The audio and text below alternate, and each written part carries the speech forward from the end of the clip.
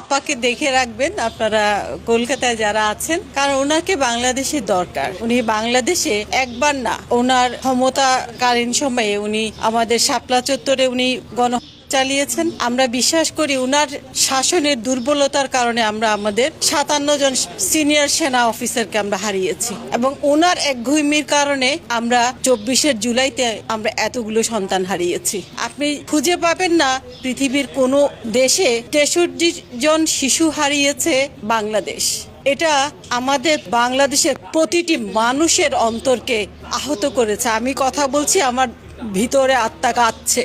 আর ভারত এই মহিলাকে জায়গা দিয়ে আমি বলবো বাংলাদেশের সাথে সম্পর্ক নষ্ট করছে। ভারত বাংলাদেশ একটা ঐতিহ্যবাহী আত্মার সম্পর্ক, যেটা এই মহিলার কারণে নষ্ট হচ্ছে। আমরা বিশ্বাস করব ভবিষ্যতে ভারত এই খুনি হাসিনাকে বাংলাদেশের হাতে তুলে দিবেন, তার বিচার হবে। এটাই বাংলাদেশের মানুষের কাছে চাওয়া। ভারতের সাথে আমাদের কোনো দুশ্মনী নেই, আমাদের ঐতিহ্যবাহী সম্পর্ক আমরা সেটা ধরে রাখতে চাই, এবং ভারত সুবুদ্ধির পরিচয় দিবে, প্রতিবেশীর পরিচয় দিবে, এই খুনি মহিলাকে বাংলাদেশে ফেরত দিবে।